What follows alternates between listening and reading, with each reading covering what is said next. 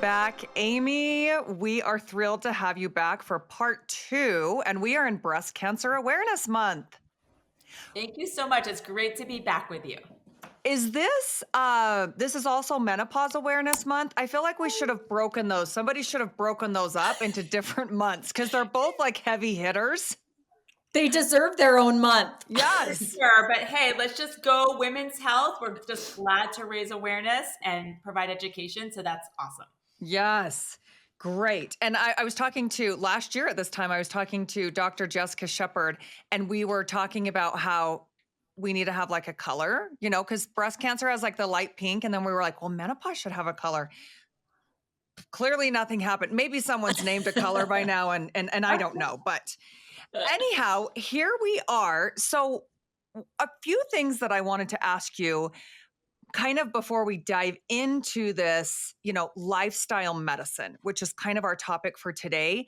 I'm fascinated by it. I love that the greatest of the great are getting on board with educating patients around this, because I tell you, every time I have someone on, and obviously it has something to do with lifestyle, health, nutrition, everyone is saying the same things. I'm like, okay, so we see a pattern in, all of these things, which it's not new information, but it's clearly we have work to do from where, to get this into mainstream still, which maybe I just hear it all the time. So I'm like, okay, we're saying the same things in every field, but there's still a lot to learn. So that's really exciting.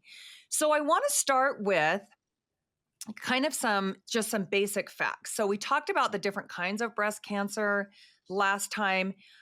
I was just reviewing. So there's a 1 in 8 chance of getting breast cancer, and there's over 300,000 cases a year. Yeah, so thank you so much for inviting me back. By the way, love chatting with you both. And I just want to say it is Breast Cancer Awareness Month, but I like to call it Breast Cancer Action Month, which what are we doing to actually raise awareness, make an impact, help improve women's lives? So that is our shared goal. So I just have to say that. But you're absolutely right. For women living in the United States, we all have a 1 in 8 lifetime risk for development of breast cancer. It is what it is. And some of us, it may be higher because of family history or other factors. We can talk about that. And you're right. The statistics from the American Cancer Society, which were recently updated, do state that this year it is expected there are about a little over 300,000 cases will be diagnosed in the US of invasive cancer. That also includes ductal carcinoma in situ, which is essentially like a stage 0 breast cancer. Oh my goodness. I was actually shocked when we start to go over like the risks. Is breastfeeding a risk? Actually, breastfeeding is protective. Breastfeeding That's is what good I for our thought. Yeah, decreases your risk, Okay, I right? must have read that wrong because I was like, wait, what? How is this great for natural thing breastfeeding like for we're all good doing? thing. But I don't want someone, obviously, we know so many women have a tough time with breastfeeding. So, again, taking that away, don't beat yourself up or feel bad. We know many women have challenges with that, but it does actually decrease risk. So, that's good, not increase risk. Okay, I was like, wow, I shouldn't have stuck it out the first round. My youngest did not was all formula fed. And I mean, he was my easiest baby, so I have nothing to say there. Eat best sleeper, all of that. But yeah, I was like, wait a second. Okay, got that fact straight. So as we look for these risk factors, and obviously we know genetics is at the top of the game. But what are the other risk factors that we're looking for when we're approaching this type of cancer? Great question. And I think it is good to highlight. You're absolutely right. Genetics is so important to think about in family history. But actually, in the US, of all breast cancers diagnosed in this country, only 5 to 10% are due to genes that we can currently test for in 2024. There may be another 10 to 15% due to like familial factors, which maybe we can't find the gene yet. Maybe it's a few genes working together that increase risk. But the majority of breast cancers are not due to genes that we can test for. So that's why I encourage everyone who listens to your podcast to like know your family history, make sure you're on top of screening, and recognize that even if you don't have a family history, unfortunately, you're still at risk. So then we talk about other risk factors. Great question. What are some factors that we can potentially change, which are what we call modifiable risk factors? And what are some factors that we can't change? Like our age, for example. So we wish we could change that one. But anyway, so Exactly. right. So thinking about the non-modifiable risk factors, yeah. So being a woman and increasing age are your biggest risk factors. So it is what it is. And then thinking about when I see a new patient, we ask about other risk factors related to exposure to hormones over the course of a woman's lifetime. So we ask about what was your age of menarche when your period started? If a woman's gone through menopause, what was her age of menopause? If a woman's been pregnant, when did she have her first full-term pregnancy? How many pregnancies? Did she breastfeed? Did she take, exogenous hormones? Like we ask all of these questions. Did she have chest wall radiation for any reason? Sadly, some people have a cancer diagnosis at a young age and need radiation to their chest. So these are all the questions that we ask someone that are these are like facts about someone's medical history that potentially can influence risk. But then there's the modifiable risk factors that we can all talk about. What can women do to help reduce risk? And those refer to things like, what is her exercise level? How much alcohol does a person drink? What is her body weight? Does she smoke? Those types of factors. So all of these come together to play a role in a person's risk. So I hope that helps address your question. I have a question about the hormones. Do you see an increase in risk for anyone who's done IVF, like several rounds of IVF, so they are pumping all of these hormones into their body? That's a great question. And certainly we know that many women need to consider techniques such as IVF to pursue pregnancy. And I would say for the most part, the data suggests that IVF is safe. So I don't want someone who's thinking, oh my God, I had IVF, I'm at such great risk. The modern techniques that are used for in vitro fertilization are felt to be safe. And I think if a woman wants to pursue pregnancy, she should do that. And if a woman does have a strong family history of breast cancer, or if she's had breast cancer, the reproductive endocrinologist does take that into account and may modify the protocol that they use. So if someone's had IVF, it's okay. I guess that's what I would say. Yeah. Mm. Well, I'm kind of interested in if we look at, obviously we're all aging. And when you ask about like the age of menarche and the age of menopause, what does that does a later menopause help or hurt? And does a later menarche help or hurt? Right. So actually, it's thinking about our body's exposure to hormones like estrogen is number one over the course of the lifetime. So actually, earlier age of menarche, so having a period at 8 or 9, actually is a greater risk factor for breast cancer later in life. And a prolonged, like a later age of menopause, so that's more years of exposure to hormones, that is a risk factor. So we look at all of these factors into account. It's not like they're just all pieces of the puzzle. It's a puzzle that we're always trying to put together when we're trying to help understand risk. But for an individual patient, it's actually, we don't really comment particularly on that. It's just, we ask these questions, but it's just good to understand what potentially contributes to risk. But breast cancer is the most preventable, or one of the most preventable cancers, correct? Well, obviously, I wish we knew all the reasons why someone would get breast cancer. I mean, I saw a patient yesterday in her 40s, healthy, exercises, takes good care of herself, healthy body weight, eats healthy. And unfortunately, she's in my office, right? So there's so many factors we just don't understand. And I think that's just what's hard about medicine in general with any medical problem, whether that's cancer or some other things infections we get, whatever, sometimes we don't fully understand all the risk factors and why a person may get a certain diagnosis.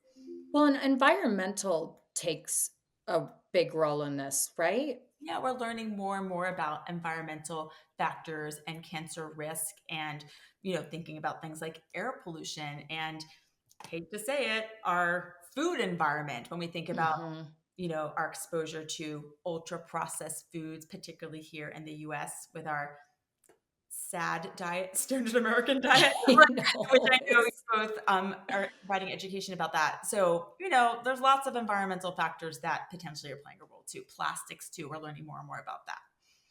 What So, about it's like a complicated interaction. Sorry. does the USA have higher breast cancer rates than other countries? Well, breast cancer is the most common cancer diagnosis in women now worldwide. So, in Mm, developed nations, in particular, breast cancer is still, after skin cancer. Or when I say skin cancer, I'm, including like basal cell, squamous cell, and melanoma. But like, basal cell and squamous cell, those types of skin cancers are obviously very common. But breast cancer is really the second most common type of breast cancer, and it is really worldwide the number one cancer. It used to, Mm, so I think that's important for people to recognize too. yeah. wow. Have you seen a correlation to your dental health, like the the health of your gums, and in relation to breast cancer or infection or cancer of any kind?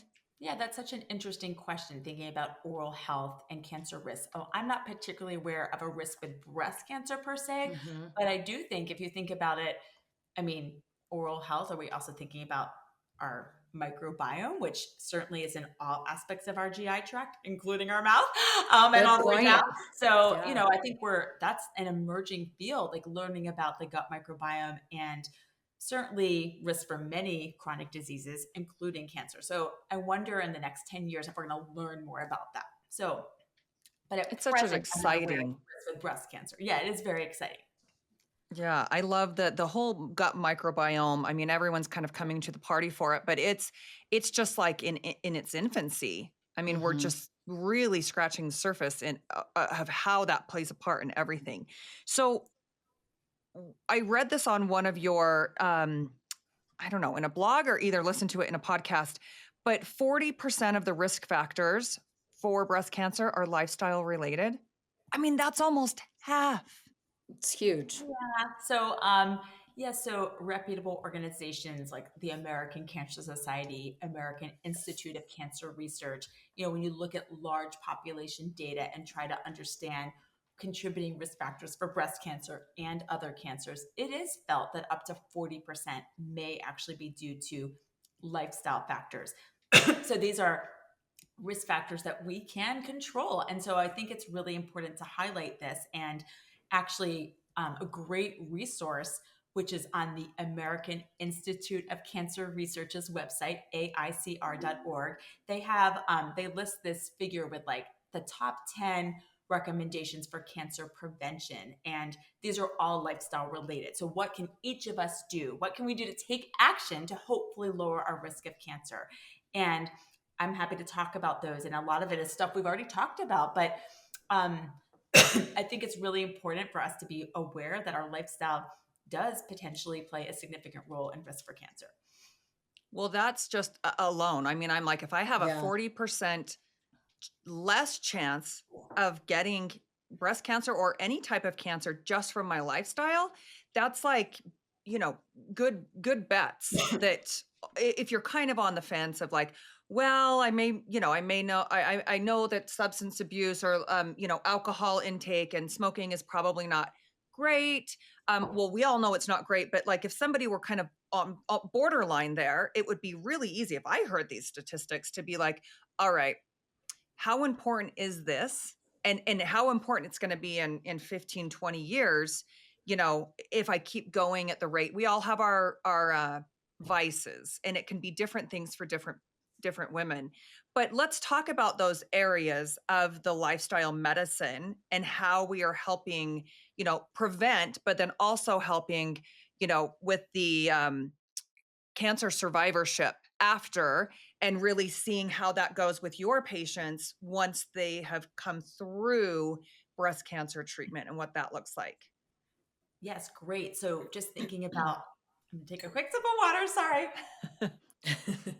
I know, a little tickle in my throat, but the American Institute of Cancer Researchers recommendations, the first one is being at a healthy body weight. We can, by the way, go into greater detail on all of these. We know that's a challenging one.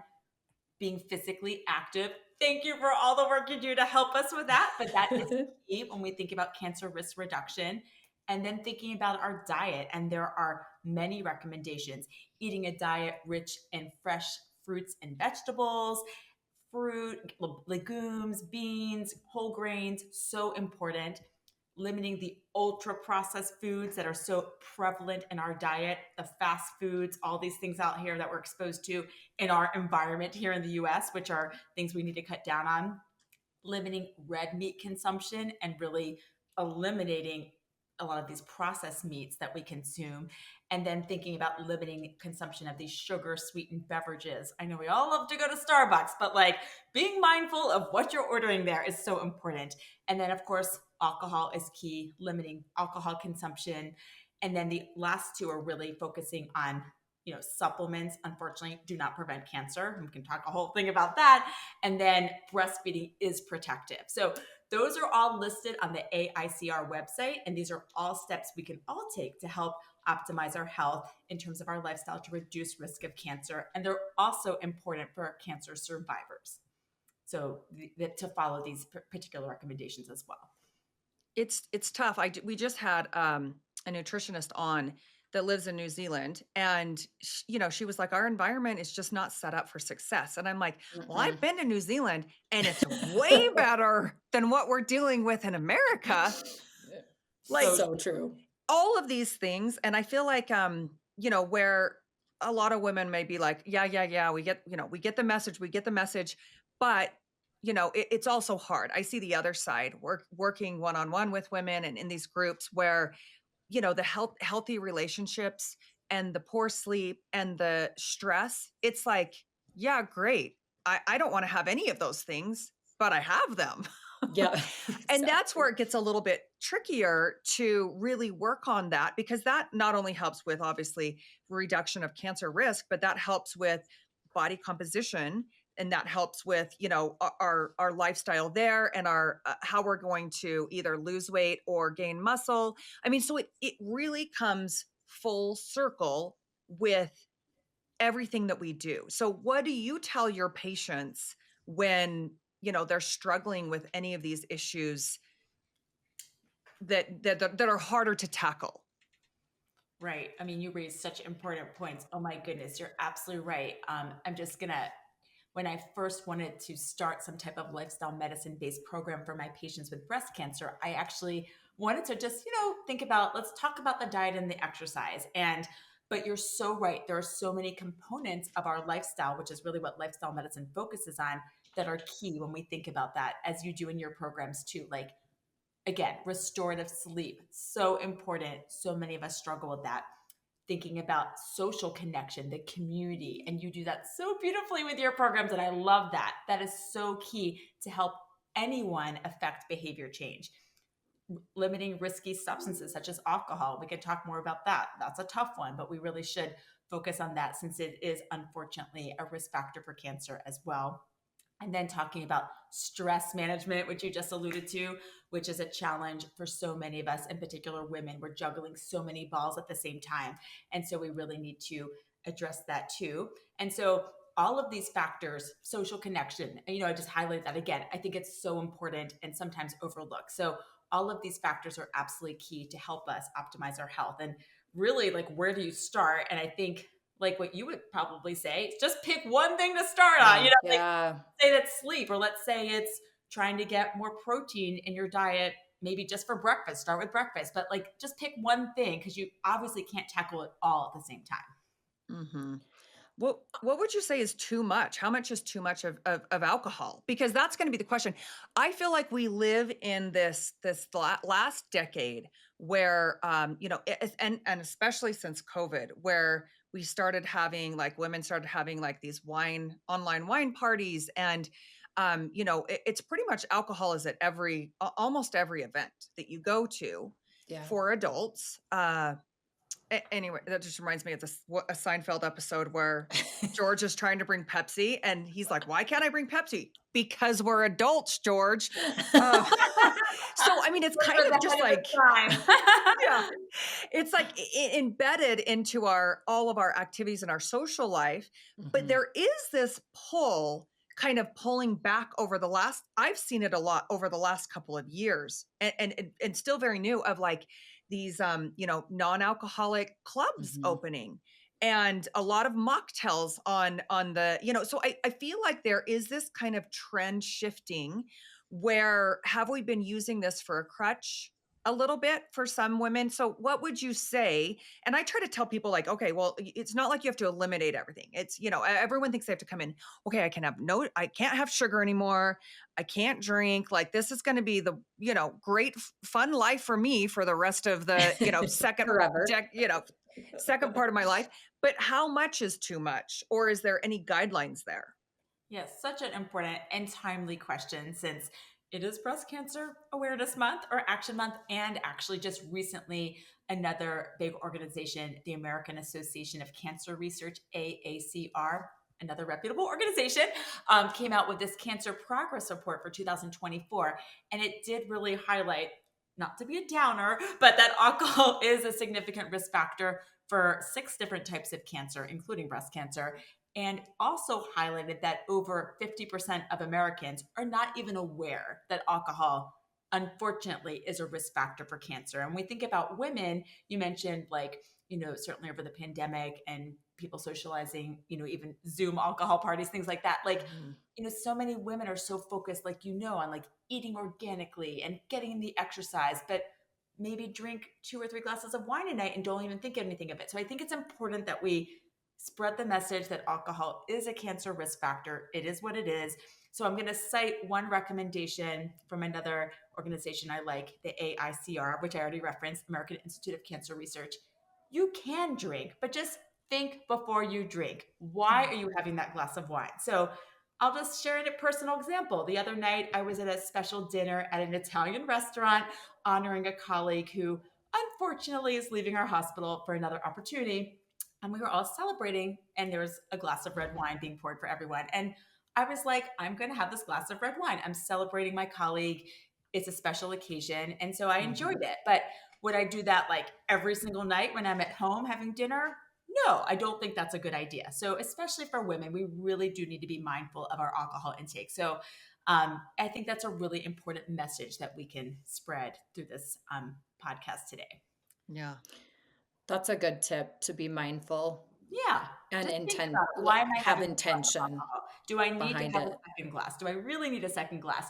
And I love, Haley, that you mentioned mocktails. They are having a moment, and there's so many like fun mocktails out there. Like, I'll be honest, I have not really made one yet, but like, I'm always inspired when I see someone showing how they make their mocktail. I'm like, oh, that looks really good. I should make that. Yeah. Yeah, it's nice to have So true. options there. But, I've been seeing a theme in again, just from this week in the podcast that we filmed and the nutrition course where we've talked a lot about disassociation and really how women especially have gotten to this point where we just like disassociate we don't even subconsciously maybe even think about pouring the drink at night or eating the extra food or something of we're living in this high stress, we're trying to do all the Mhm. right things, and usually there is something obvious that I always say if I if me or even you could go and be a ghost in someone's house for 24 hours and watch everything that they did, it would probably be easy to spot, but they might not even know it because we're just like robotic a lot of the time, especially when we're so busy that these Mhm. things are just getting missed because we're not present. And it's really hard to be present when we have, everything going on all the time. I totally agree. And that's why I just think about the programs you offer, which I'm so fortunate to be involved with right now, the power of the community. Like, if you have, obviously, you're not going to have someone in your house with you all the time saying, do you really need to eat those chocolate chips right now? But, like, the community support. I Yeah. mean, we can provide all the education about every health and wellness topic in the world and make it as evidence-based and amazing as possible. But if we are not also focusing on what are the steps we need to do to help an individual make these behavior changes, like eat more fruits and vegetables, eat more protein in her diet, strength train 3 to 4 times a week, whatever it might be, we are not going to make progress. So that is really hard. As a doctor, I can tell you, was I taught like, how do you coach your patient on behavior change? Like, I wasn't really taught the coaching strategies that you have that expertise. And I think I've actually learned some of it along the way since then, but I will say that is so important. So the coaching piece and the community piece to help people make these changes, because it is really hard, especially when we have so much going on. Yeah. I'm so glad you bring up social health because I think it's something that is not talked about enough. And I really think that social skills are off balance. And I mean, it's a proven fact that social connection helps you live longer For sure. and living a healthier and happier life creates longevity too. I just have to commend you that I was so impressed with this the first time we interviewed you that you really focused on asking your client about their lifestyle because I find that a lot of doctors it's okay, you have this is X is wrong and this is what we do to correct it, and they're not examining and taking a glimpse of the whole big picture. And I am so glad that you are doing this, and I just have to commend you. Thank you so much. And I agree that we all need to have, there is this like a buzzword now in the literature. It's called like whole person care. And it's like this new thing, like take care of the whole patient, ask about her lifestyle, how she's sleeping, how she's eating, how she's exercising. To me, I'm like, haven't we been doing this? Like this should be like very bread and butter medicine 101. And it's interesting that you say that, Laura. I guess I hate to say it, not, first of all, to defend my colleagues, we are very limited in time in a routine Yes. office visit. And it's just a fact. And also, I will say when it comes to the lifestyle piece, a lot of us were not really educated in medical school, residency, fellowship, whatever, about all these lifestyle factors to the degree that we feel super comfortable talking and counseling our patients about it. So these are all things that I think are going to Mhm. change. But you raised some really important points that as a medical field, it's great that we can work with a wonderful team, but we also need to be doing a better job addressing all of these concerns for our patients. Yeah, Um, absolutely. Well, if we look at a patient after treatment, so say that they mhm. are kind of in recovery, they're in a recovery period, and you're coaching them. What does the return to exercise look like? Now, obviously, I would treat it as someone who had any surgery or injury or a long time off of fitness, regular movement.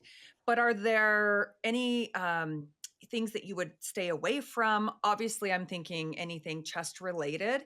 But what does that look like for women that may be out there that and because I get asked all the time, like, do you have a breast cancer kind of recovery program of where to start? And it's just made me pause and think about the importance of that. And I know that you offer something as well. So let's dive into that. Yes, so such an important question because I promise you I talk about exercise with all of my patients. And if any of them are listening, they know I do. And I've shared your amazing program and I will continue to do so too. So, exercise is absolutely important for women with a history of breast cancer. In fact, studies show that doing regular exercise, and we can talk about what those basic guidelines are, can help reduce risk of recurrence and improve outcome from breast cancer. So, right there, exercise can improve a woman's outcome from her breast cancer. So, that is the most important thing, right? When it comes to treating my patients and helping them optimize their health, well-being. So, what are the basic guidelines? Again, let's just start with the basics. And it really is similar to like what the CDC would recommend for all Americans. 150 minutes of moderate aerobic activity each week, or 75 minutes of more vigorous activity. But let's just focus on the 150 number. And that could be walking, jogging, cycling, kayaking, vacuuming, Zumba, whatever that may be. And 2 sessions of strength training. I know it's not a lot, but 2 sessions of strength That's training. good. Oh, Yeah. Yeah. but I will tell you, and you know this from your work, like the majority of people do not meet those criteria. And Mhm. certainly when we think about the cancer survivor population, the majority do not meet those very basic guidelines. So that is where I often start with a patient. Of course, probably like you do with the people you work with. Like, where are you starting from? What are you doing at this time? What are you Mhm. comfortable with? And really for me, it's helping my patient. Maybe she's going to start with walking. Like I actually said this to a patient yesterday. We set a SMART goal together. Maybe you can walk for 15 minutes 3 times this week and see how Mhm. you do, because she's someone who doesn't exercise at all. So start with that and then gradually introduce more aerobic activity, introduce the strength training. And you do raise really great questions. What if a woman just had a mastectomy? Like, what are her limitations? What can she do? When can she start lifting weights? What is safe for her? What's a warning sign? And I will tell you, I'm very fortunate where I work to work with physical therapists who have specific training in how to work with women who have had a history of breast cancer. But I will tell you that many studies show that lifting weights is safe and very much important for our patient population for all the reasons you talk about: muscle mass, bone health, metabolic health. We can go on and on. And there is a condition called lymphedema where a woman can have swelling of her arm on the side where she had her breast cancer, especially if Mm. she had many lymph nodes removed in her surgery or if she had radiation on that side. And exercise does not increase the risk of lymphedema. It can actually help it. So it is, we do get into some of the technical aspects of how a woman should be assessed, et cetera. But in general, exercise is good and beneficial and should be strongly encouraged for everyone. Yes. And I just want to plug this. And I feel like I've been plugging it and I'm like a broken record. But I'm going to say it again. I think as women, when they're coming into the field, because I have obviously all levels, but the ones that are really beginner, like they've received the message, they're ready to go. It's there's so much information out there that's good information that's thrown at them, but that we peel back and just be like, it doesn't matter what you start with, like just start. Don't worry about the guidelines for optimal body composition or optimal fitness or taking, yourself to this high level. Yes, we can program that over time, but we start with just like what makes you happy? What gets you out the door? I mean, none of those should ever be discounted. And then it's like, well, once you're there, now do you want to add something? Is there something else we can add there? But the exercise in general, there's a lot of specifics, but I want women to know that like you start with what you can do and what you can manage. And it doesn't it's meaningless of what, any someone else is recommending on their journey or what's optimal if for you this is what is making you feel okay and be active and do that. So anyhow, I mean there's a place for everyone. There is a place for everyone.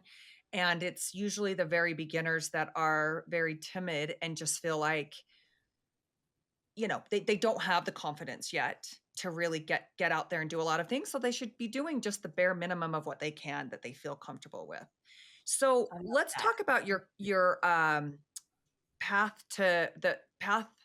What is it? Path to pavement. Something in pavement. Paving the path to Paving wellness. Happy to Paving the talk path about to it. I wellness. even I happen had to it have my little backwards. book I right love here. it. I You actually, have a book. I didn't know you had a oh, book. yeah, I'll tell you. But actually, I want to say one thing because it's actually in the beginning of this book and it's totally related to what you just said. And you're welcome to use this quote. It's not my quote, it's from like this Chinese philosopher, Lao Tzu. But the journey of 1,000 miles begins with a single step. So I love Yes. what you just Yes, said. Just I love taking that. the first step is so key. So I love that you just talked about how the beginner struggles so much. Just take that first step.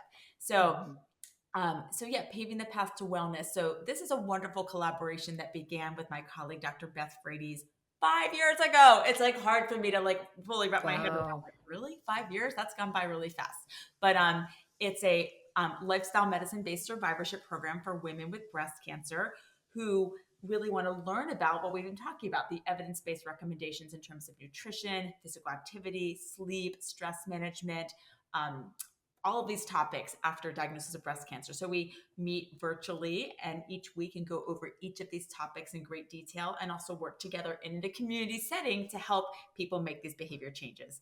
And it's really been such a wonderful undertaking. And we've also talked about the power of community, and that's been such a key benefit of this program as well. So this program is for people that have breast cancer and then are living with it afterwards, like So the after they program go that through I'm everything. offering is specifically for breast cancer survivors and thrivers. They like to call themselves Oh, that, and I I love love that. that. But I will tell you that Dr. Frades, when she first came up with this program, she was offering it to stroke survivors who Mm. at a hospital called Spaulding Rehabilitation Hospital, which is here in Boston, affiliated with Harvard Medical School. So she was first offering the program there. And I met with her many years ago to learn about lifestyle medicine. And then we adapted this program and I started offering it specifically for women with breast cancer. But I know Dr. Frades and colleagues, we actually have a nonprofit and we're hoping to bring this program to lots of populations, not just women with breast cancer. But my passion, of course, is helping the breast cancer survivor community. And that's really my why. Mm, I That's love that. beautiful. So you're vegan, right? I would say I've been having some salmon like once in a while to get my omega-3s in, but like I do otherwise follow a very much plant predominant diet. I call it that. But I Yes. was realizing I needed to Add find a some little. ways to get in my omega-3s, which we know are so good for our cardiovascular health. How long have you been vegan? Well, I mean, I go back and forth. Right now, I'm not totally vegan, I should say. But gosh, when did I become like essentially vegetarian? A long time ago. I don't even remember. That's honestly the truth. Like I Yeah. don't even remember. I guess my daughter was 9 because she became a vegetarian at that time too. So I can do the math. So she's now. So it was 8 years ago. I'm like, how old is she now? She jumped on the bandwagon too. Yeah, that's great. Well, I like how you talk about the plant-based diet Hmm. here. And this is where it's going to be like, okay, well, we hear protein, and even with the importance of protein, that's never going away, or I don't foresee it ever going away.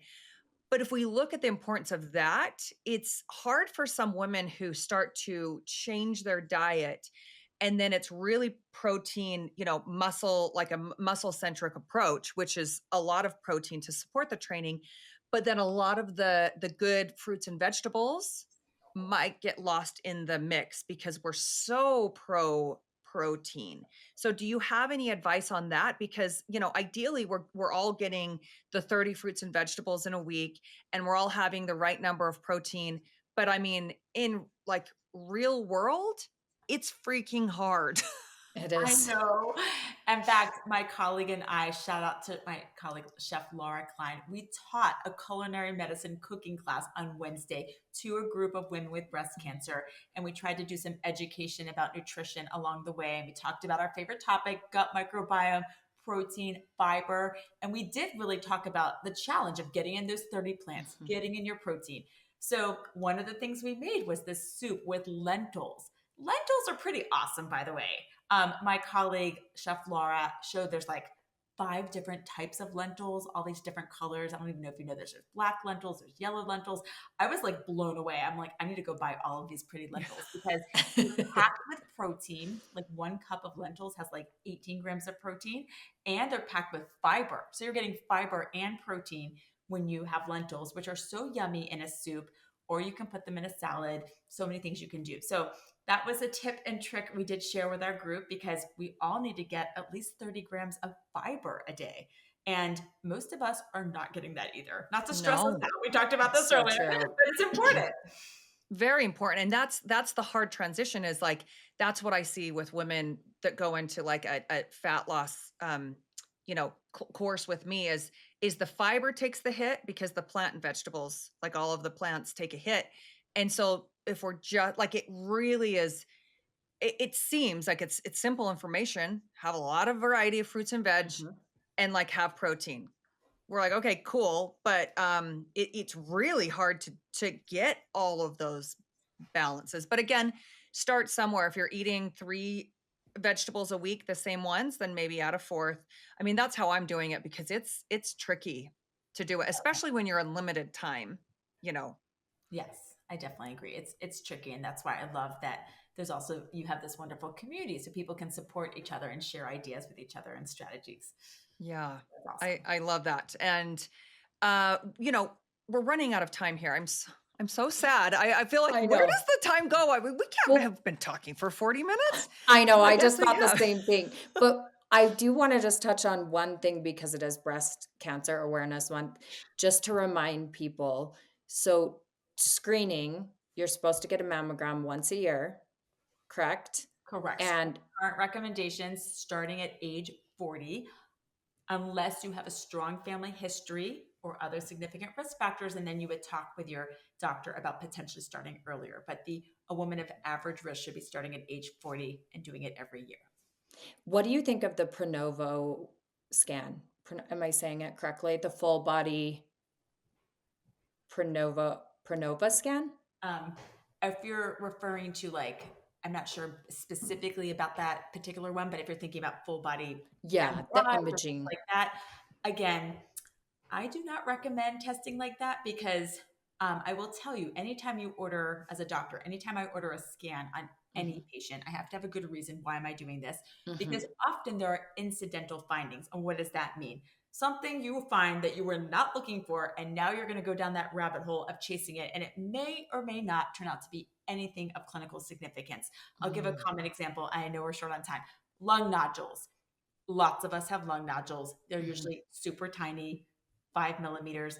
You see it on someone's scan, you're going to follow it. So now she's getting a scan, maybe initially every 6 months mhm, for 1 or 2 years to make sure they're stable and nothing's growing or whatever. But now that patient is getting all these extra scans and extra exposure to radiation that she did not. mhm. So I am not a fan of doing scans on people when you don't have a really good reason why you're doing it. Okay, that's great advice. I just wanted to ask, yeah, No, since we're good in question. this. But mammograms, yes. Okay. Yeah. Oh, I didn't even think about that, but that's I'm gonna do the regular one that is not as fun, but at least it's it's not causing me to get another Exactly. scan. Is there anything new since we talked to you last about 6 months ago in the breast cancer treatment world? Any new information that you can share or something that you found interesting? Oh gosh, in the breast cancer world, things are always evolving, Mm, always changing. That's why my job is very exciting because there's always new research studies with new treatments and new findings that are being released. And I'll just think of one that, is super interesting. Recently at my hospital, we had a retreat actually focused on the role of artificial intelligence in cancer care. And that's obviously a field, and your field too, that's really taking off the power of mhm, these tools to enhance whether it's health and wellness or maybe in the breast cancer field, helping us identify cancers earlier on mammograms using all these really cool AI algorithms. I do not claim to be an expert on this, but it's super interesting. So that's an area that I think we're going to really see take off in the next few years. AI, wow. get Yeah. in or get out. It's Yeah, coming. I just watched exactly. a Tesla with my son this morning. He's like, Mom, look at these robots. You're going to be able to buy one in 2026. I'm like, I feel like we're in Halloween. My son loves animatronics. I feel like it's an animatronic walking around the house. So I don't think I'm comfortable with that quite yet. But, I guess same. the AI world it's not going away. So Mm-mm. it's quite interesting on all spectrums there, but fascinating information. I think I love the lifestyle approach, and I love that there's so much power in lifestyle medicine and that it's kind of getting into the main medical stream and getting talked about because it really is we're all working together for someone's health. I mean, and there's lots of participants in a client's journey that we all benefiting each other by helping out with our specific area. And so there's lots of good. It's an exciting time to live. For sure. Definitely. I agree This. with you 100%.